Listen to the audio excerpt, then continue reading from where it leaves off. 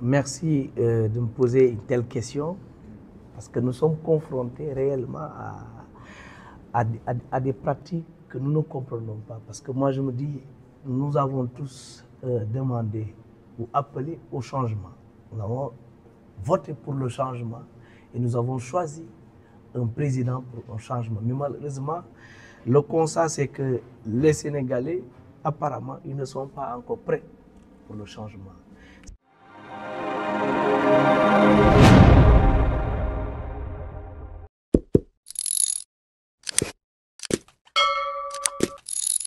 Ce qui fait que dans l'administration, aujourd'hui, les mêmes pratiques que nous critiquions hier, ce sont les mêmes pratiques que les gens, en vérité, qui sont portés au pouvoir sont en train peut-être de perpétuer. En quoi faisant, c'est que c'est comme si tant que tu es proche du pouvoir, vous oubliez complètement toutes les bonnes leçons, les leçons de morale que vous dictez avant. Et c'est ça qu'il faut changer.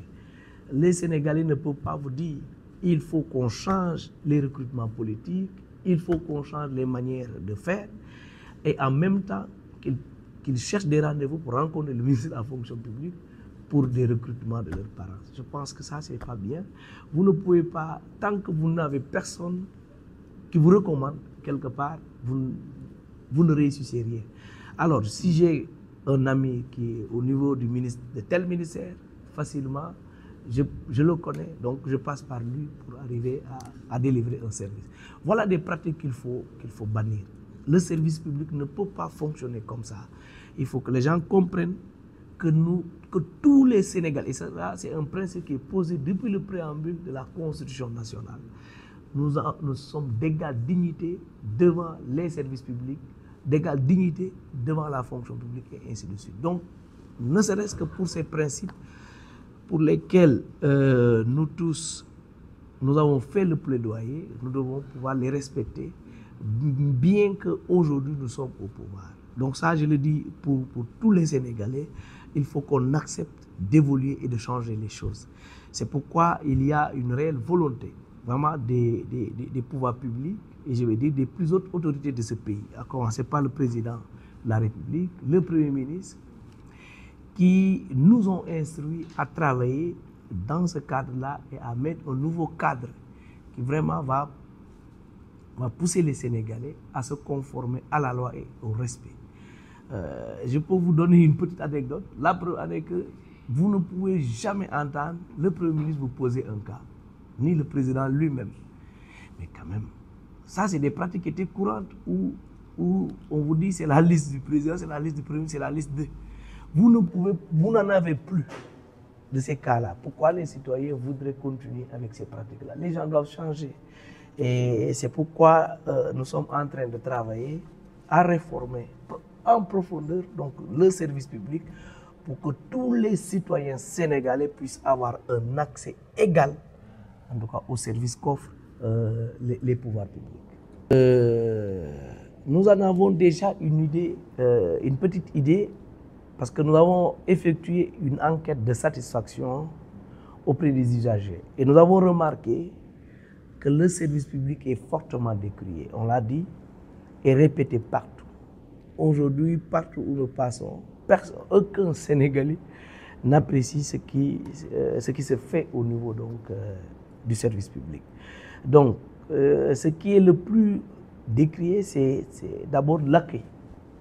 Les gens sont très mal accueillis par rapport à ce que l'on voit dans le privé. Donc, au niveau des services publics, c'est vraiment le laisser aller, où chacun fait ce qu'il veut, il vient quand il veut. Les gens sont très mal accueillis et au finish, c'est pas un service de qualité que nous délivrons. Donc il ne s'agit pas, c'est que moi je me dis que le fonctionnaire doit se dire, ce n'est pas seulement le service que je délivre, mais est-ce qu'il y a de la qualité dans ce que je délivre? Est-ce que j'ai exécuté ma tâche dans les délais prescrits par les lois de mon pays? Est-ce que aussi je l'ai fait en respectant la dignité de celui qui est en face de moi? Parce que c'est un Sénégalais qui cotise, qui paye des impôts comme moi. Donc certainement, c'est lui qui permet à ce que l'État me paye mon salaire. Et malheureusement, comment peut-il venir devant moi et que je me comporte d'une autre manière?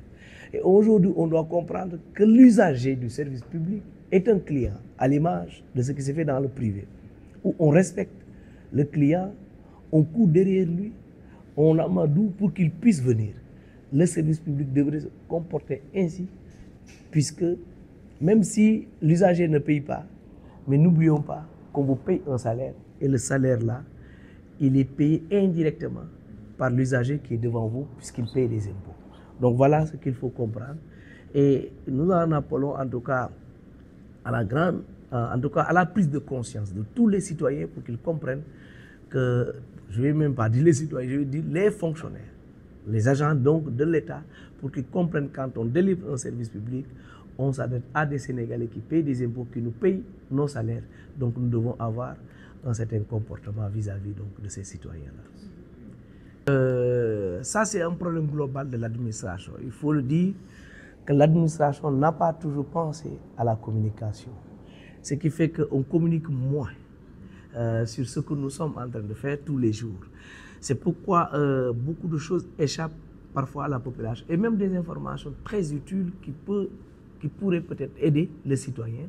Malheureusement, ces informations ne sont pas assez partagées, en tout cas avec les citoyens, pour leur permettre donc d'utiliser, en tout cas convenablement, l'administration. Mais il est clair que nous sommes en train de travailler, en tout cas sur un schéma avec notre cellule com, pour que l'on puisse avoir non seulement des capsules qui vont circuler, mais également avoir des audiences avec les télévisions partenaires pour pouvoir communiquer davantage avec nos populations. Mais ce qu'il faut dire, c'est qu'il y a de très grandes réformes en vérité.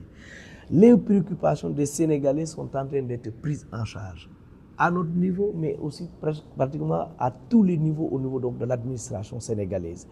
De grandes réformes sont en vue. Peut-être que les fruits ne tomberont pas tout de suite parce que je sais que tout le monde est pressé de voir, mais il y a des choses qui prendront 6 mois, d'autres qui prendront peut-être 1 an ou 2 ans.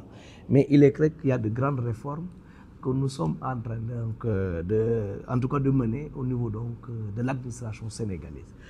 Concernant les actes, les citoyens sénégalais peuvent témoigner quand même qu'il y a déjà de grandes améliorations, puisque aujourd'hui nous avons mis en place un système qui leur permet, dès qu'on constitue le projet d'avancement, de nomination, de titularisation de quelqu'un, vous recevez automatiquement un message.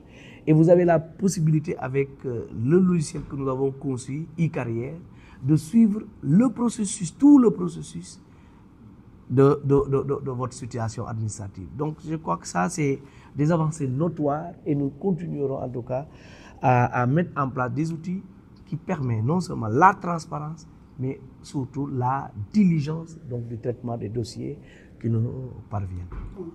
Oui, je crois l'avoir évoqué un peu tout au début. Il faut savoir que l'administration sénégalaise est quelque peu malade.